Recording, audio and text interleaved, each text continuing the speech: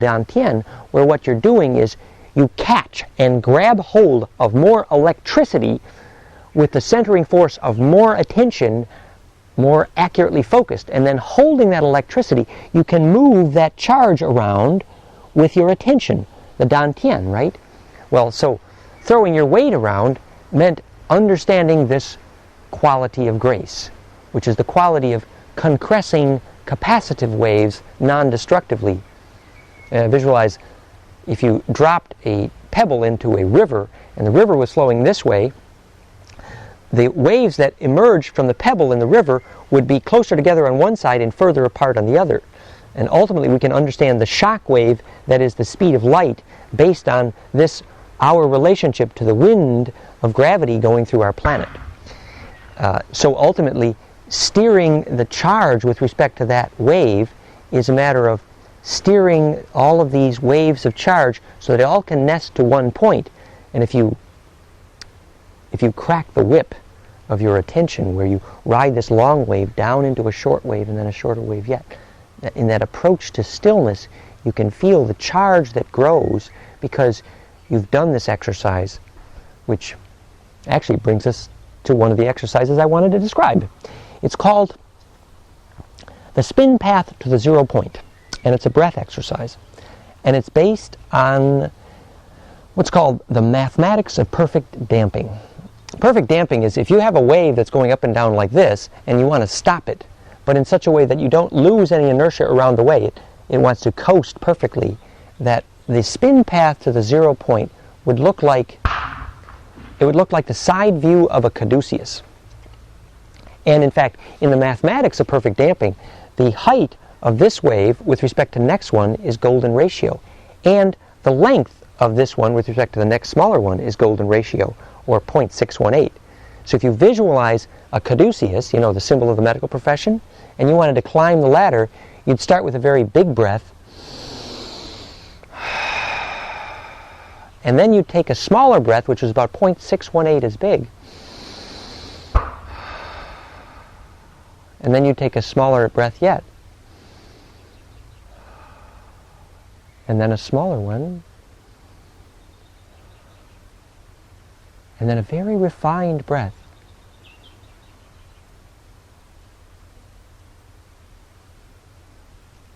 And as you breathe that way into the stillness, I can feel my hair standing up right now. I can feel a little charge bubble electrically around my body.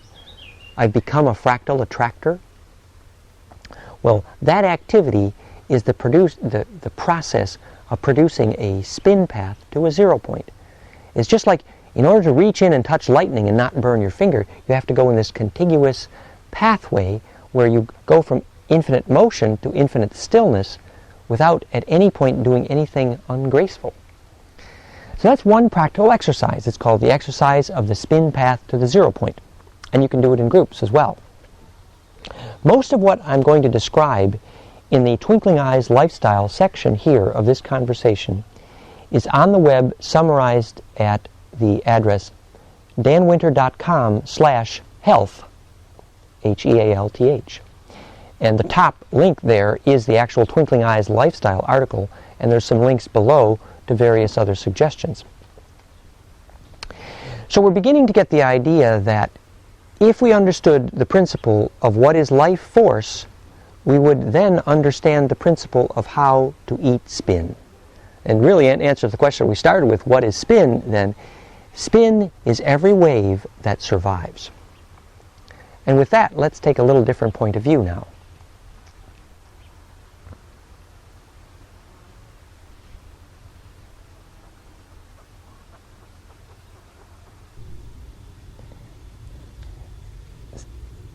So a lot of the literature we have about the meaning of bliss energy and how we take bliss into the body has to do with the way in which touch becomes permissive or possible.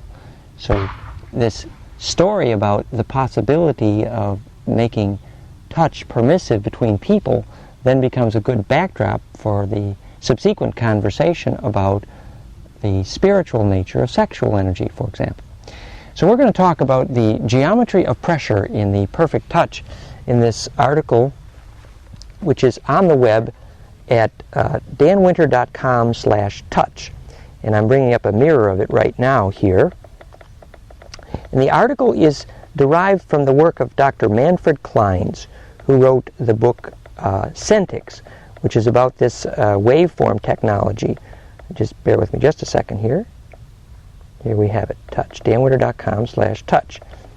And the main picture that's of interest here is this one right here, which is about the waveforms that Dr. Manfred Clynes determined internationally were the way people would touch in order to express different emotions. Now, he measured this in a very particular way. He used a little model of a finger on a button on a spring that if you put a button on a spring in front of a person and said, now touch this button in such a way that you feel joy, say. And so you would touch the button on a spring and convey that emotion in the shape of the way you would touch the button, the way the pressure would change over time. And if you passed a piece of paper behind the button as you touch it, you would make these little charts we're seeing down on the computer here now. So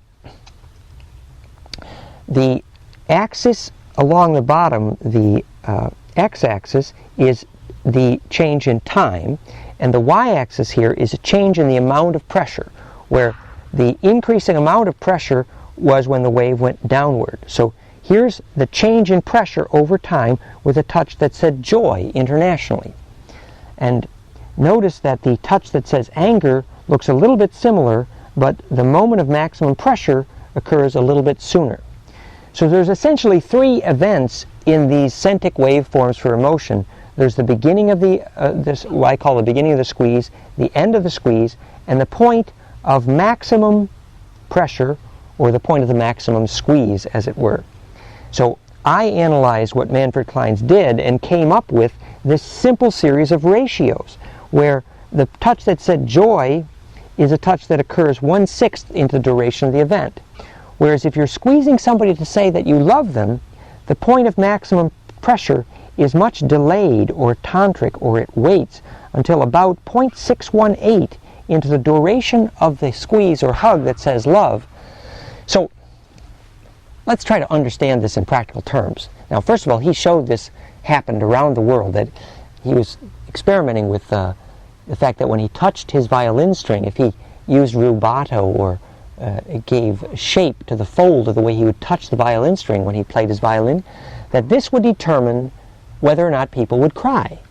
And so he was very curious to look at how the change in touch over time, the change in pressure over time, would be how we expressed emotion. Remember that a changing geometry of pressure may be a way to describe everything in the universe, because everything is made of compressible jello. Or another way to think about that is that pressure, or tension, was Tesla's name for voltage. So you have this idea that if you could change pressure in the right cascade or sequence, you could create anything, because you could blow the right soap bubbles, or the donuts, which is how you create matter out of light. So braiding pressures properly is kind of like the glass bead game. You assemble these nests of pressures properly so the cascade works, and we call that emotion, which is really energy and motion between frequencies, where the wind or cascade between low frequencies and high frequencies, for example, begins when the ratio is right. So that's why this analysis that I did, where we saw this simple ratio, that it may be that the love hug is characterized by a hug where classically you wait